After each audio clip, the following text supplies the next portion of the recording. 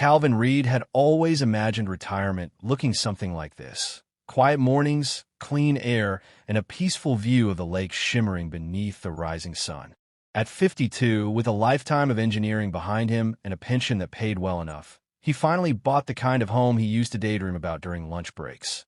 A modest but comfortable two-story house nestled on the edge of Whispering Pines Lake, just outside a picturesque, if slightly pretentious, gated community. The lake was calm that morning, a silken sheet reflecting soft pinks and oranges as dawn stretched over the treetops. Calvin stood barefoot on his private dock, a warm coffee mug in one hand and a leash in the other.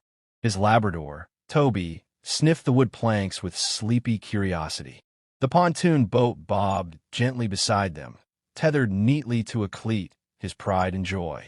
Nothing extravagant, just a well-kept boat perfect for solo fishing trips or drifting with a good book and a cold drink. This wasn't just leisure. It was therapy. Calvin inhaled deeply, savoring the quiet. In the distance, a few houses stood like sentinels along the opposite shore, their carefully manicured lawns sloping into the water. Most had approved by HOA signs discreetly posted near the mailboxes. The Homeowners Association ruled this area with a clipboard and a grin, smiling, tight-lipped enforcers of regulation and uniformity. Calvin's property, however, sat just outside their strict boundary. It had been grandfathered in decades ago, untouched by their rules. He preferred it that way. He liked freedom and privacy, not block parties and lawn conformity. A gentle rustle of gravel broke the calm. Calvin turned to see an older woman in a windbreaker and tennis shoes walking her tiny white poodle. She slowed as she passed his gate and eyed the boat. "Morning," she said, a practiced smile on her face. Didn't know boats were allowed to be docked overnight here. Calvin returned the smile, albeit more sincerely. "They're on private property." She nodded, lips tightening slightly. Right. Just figure the HOA wouldn't like that. They can be sticklers, you know." Calvin tilted his head politely. "Well, I'm not in the HOA." Her smile froze for a fraction of a second. "Ah, I see. Have a good day, then." She walked on. Toby huffed. Calvin chuckled under his breath. "It begins," he muttered. The thing about Whispering Pines was that it wore its civility like a uniform, pressed, buttoned up, and subtly exclusionary. It was the kind of neighborhood where folks used phrases like, "you people," without quite realizing how it sounded. The kind of place where Calvin, despite living here for 2 years, was still referred to as new, while other residents who moved in last spring were already part of the community. He didn't mind. Not much. He hadn't come here looking for barbecues or book clubs. He just wanted a stretch of water to call his own, where he could fish in the mornings and think in the evenings. Still, he noticed the small things. The way some neighbors never quite made eye contact. The way others avoided walking past his driveway unless necessary. How, at the last community town hall, where he sat in back just to observe, someone referred to the lake as ours, and then glanced at him like he didn't belong in the pronoun. He chalked it up to habit. Legacy bias, he liked to call it. The HOA had been established back in the 80s when the neighborhood was first built. Back then, this entire area had been farmland and private estates. A few developers bought up lots and started crafting the ideal suburban enclave, but they never managed to buy all the land surrounding the lake. Calvin's property, passed down through family from a great uncle he'd only met twice, had been one of the few holdouts. His uncle had bought it for next to nothing and, oddly enough, kept the water rights when he sold off the adjoining parcels. It was one of those quirks that became an advantage decades later. As Calvin sipped his coffee, he watched a pair of ducks glide toward his boat, circling lazily before drifting off. The world was quiet, still, and indifferent to neighborhood politics. But he knew better than to ignore the warning signs. That woman hadn't been walking her dog. She'd been scouting. Not her first time, either. And that comment about the boat? That was the opening salvo. Calvin shook his head with a grin. They had no idea what they were stepping into. The letter arrived 3 days later. It was neatly folded inside a cream-colored envelope, slipped into Calvin's mailbox with no stamp, just a crisp HOA logo in the top left corner. The tone of the letter matched its presentation, polite, official, and vaguely threatening in that way only bureaucracy could manage. Dear Mr. Reed, it has come to our attention that a watercraft has been docked overnight at the rear of your property. Per Whispering Pines Lakeside Homeowners Association guidelines, all boats must be stored in the designated community marina when not in use. Please remove the vessel within seven days to avoid potential fines. Thank you for your understanding. Meredith Cranston, President, Whispering Pines HOA. Calvin read it twice, once to absorb the message, the second time to enjoy the absurdity. He sat on the kitchen counter next to the fruit bowl and let out a short laugh. Toby, sprawled across the rug, thumped his tail once, sensing a shift in mood. They're serious, Calvin muttered. It was cute, in a way, like being threatened by a squirrel waving a stick. But he knew better than to ignore it. After breakfast, he pulled the old file box from the hallway closet. Inside, among faded tax returns and warranty receipts, was the deed to the property, complete with a topographic map showing lot lines and a smaller, handwritten document titled Water Rights Transfer, dated 1982. It confirmed what Calvin already knew. The lakebed adjacent to his property belonged to him, stretching 50 yards into the water. Not leased, not co-owned. His. The HOA had no jurisdiction here. Still, he wasn't surprised they tried. That was how control worked in these kinds of neighborhoods. Not through overt confrontation, but with carefully worded letters, unofficial visits, and implied consequences. It didn't matter that his house sat just outside their boundary. In their minds, the lake was theirs. Just like the rules, just like the image they so carefully curated. Whispering Pines prided itself on its community standards. Matching shutters, approved color palettes, no RVs, no visible trash cans, no political signs. The lake was the centerpiece, the gleaming, postcard-perfect view featured on their brochures and website. And now, a black man in a flannel shirt had parked his boat on their postcard. By mid-afternoon, Calvin was on the phone with a lawyer. Doesn't sound like they have a case, said Danielle Brooks, a no-nonsense real estate attorney he'd worked with during the purchase. HOAs love overstepping, especially when they think no one will push back. You've got deeded water rights, and you're outside their boundary. Just reply with documentation. If they escalate, I'll be happy to handle it. He thanked her, then took a long walk around the property, checking the tree lines, the boat dock, the faded survey markers. He paused at the water's edge, watching the wind ripple across the lake. A few boats were drifting in the distance, larger, flashier ones than his, all flying identical blue flags stamped with the HOA's crest. He recognized some of the occupants. Retirees, golf dads, mostly older white men wearing wraparound sunglasses and smug expressions. They weren't fishing, just cruising. His eye caught on one boat near the center of the lake, 20 feet long, music faintly thumping, with coolers stacked in the back. A banner tied to the railing read Whispering Pines Fishing Club, Summer Series. He narrowed his eyes. No permits, no posted notices, and definitely no one asking his permission to cross over the portion of lakebed he legally owned.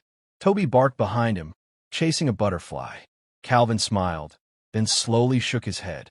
So that's how they wanted to play it. That evening, he walked down to his dock and cracked a cold beer, settling into the deck chair as the sun dipped below the trees. He watched the boats return to the farm arena, where a crowd of well-dressed club members clinked glasses and bragged about their catches.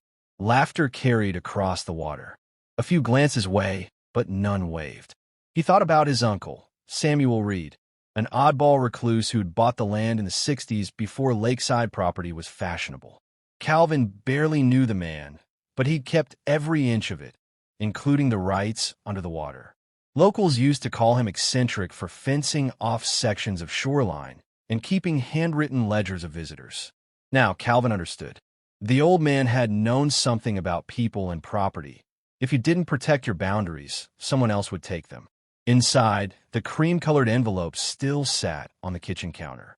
He poured another drink and drafted his response. Calvin's email was polite, measured, even, but unmistakably firm. He attached a scanned copy of his deed, highlighted the water rights section, and included a topographic overlay showing that his property extended into the lake. He thanked the HOA for their concern and kindly informed them that, as his land and lakebed were outside their jurisdiction, no action would be taken to remove the boat. He even wished them a pleasant summer. He never received a reply. What he did receive, however, was a sudden increase in foot traffic near his fence line. Morning joggers who had never taken that trail before. Dog walkers with suspiciously slow poodles. Even a teenager with a drone who hovered it just a little too long over his dock. Toby took particular offense to the drone. After the second pass, Calvin brought out his fishing slingshot and sent a pebble clean through the plastic frame. The boy didn't come back. Then came the signs. It started innocently enough. 2 new HOA property. No trespassing placards mounted on the edge of the walking trail nearby.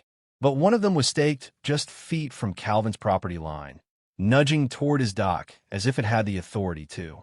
Calvin removed it gently and left it on the sidewalk with a note. This marker is on privately owned property. Kindly relocate it. CR.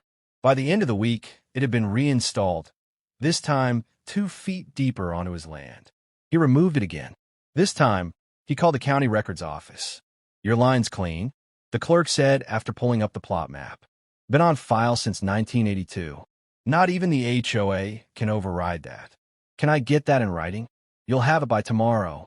With the document in hand, Calvin filed a notice of land boundary reaffirmation, legally reinforcing his property's existing borders. While doing so, he also filed a limited access restriction on the water rights. Technically not necessary, but helpful to clarify that non-permitted access to his section of lakebed was trespassing. That's when things really started to shift. One afternoon, as Calvin sat on his dock reading a lure, a group of HOA members in matching polos glided past in a pontoon covered with Whispering Pines fishing club banners.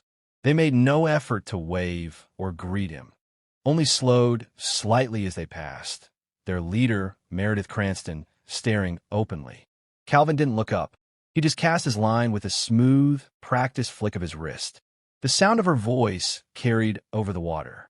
This is supposed to be a shared space. Calvin reeled slowly. Only if you have permission, he said without turning. Don't be difficult, Mr. Reed. He stood and finally faced them. Calm, patient. I'm not. I'm being very, very clear. Meredith's lips tightened. One of the men beside her, some tan retiree with mirrored sunglasses, leaned over the side of the boat. You think you're going to fence off a lake? He said, chuckling. Come on. I don't need a fence, Calvin replied. I have the law. The man laughed again, but there was less certainty in it now. They motored off without another word. Later that evening, Calvin walked the perimeter of his property with a clipboard in hand. He was mapping out a few new improvements, small floating buoys to mark his water boundary more visibly, and a couple motion-activated cameras pointed at the trail and the dock. He wasn't trying to start a war, but if they brought it to his doorstep, he would make sure it ended exactly where the law said it should. Inside, he flipped through a folder of documents. Deed, county maps, the water rights ledger from his uncle, Samuel. There was a note tucked into the back, something Calvin hadn't noticed until now. They'll always assume you don't own it, until you show them that you do. He smiled. The old man had known this day might come. As night fell, the lake grew still. Moonlight shimmered across the water, casting silver patterns on the dock. Calvin poured a glass of bourbon, sat in his chair with Toby curled at his feet, and listened to the frogs and crickets tuning up for their nightly concert. In the distance, he could hear faint laughter drifting from the farm arena, where the HOA fishing club gathered for drinks. The sound carried across the water, bold and carefree. They didn't know it yet, but their days of trespassing were numbered. It started with the signs. On a warm Friday morning, just before the sun had fully cleared the pines, a new set of markers appeared around the lake. They were simple but unmistakable, bright orange buoys floating in a clean arc across the water, anchored in place, and each one stamped with bold black letters. Private lakebed, no trespassing, Reed property. Across the way, the Whispering Pines marina buzzed with murmurs. Phones came out. Binoculars were lifted. By noon, Calvin's inbox had 3 new emails from the HOA, each more indignant than the last. The final one had a subject line in all caps. "This is not appropriate." Calvin chuckled and forwarded the email to his attorney. Danielle responded within the hour. "Completely legal. You're within your rights. If they challenge it, we'll respond accordingly. Let them escalate if they want. You've got the high ground." And escalate they did. The very next day, Calvin was paid a visit by 2 sheriff's deputies. They were polite, even a little apologetic. "We had a call about unauthorized obstruction in public waters," one of them said, adjusting his sunglasses. "Fishing club says you're interfering with community access." Calvin handed them a folder. Inside were all the documents: the deed, the water rights, the county registration of private lakebed ownership, even historical maps showing the original parcel division from the 1980s. The deputy flipped through the paperwork, whistled low, and nodded. "Well," he said, closing the folder, "this is airtight." The second deputy, an older man with a sun-weathered face, looked across the water at the marina. "I've lived here 20 years, he said. "Didn't know anyone actually owned part of the lake." "Most people didn't," Calvin replied. "Until now." The deputies left without incident. No citations, no orders, just a couple of shrugs and a quiet acknowledgement that Calvin was indeed in the right. Later that week, he filed the next set of paperwork. It was a formal notice of prohibited use addressed to the Whispering Pines Fishing Club and its members. It detailed his ownership of the lakebed, including a precise map with GPS coordinates, and specified that all future use, anchoring, fishing, drifting, or crossing, would require written permission. Violations would be treated as trespassing and subject to fines or legal action.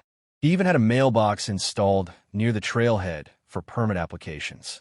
By the following weekend, the boats stopped crossing his part of the lake. They didn't wave. They didn't stop to chat. But they also didn't intrude. And then came the real showstopper.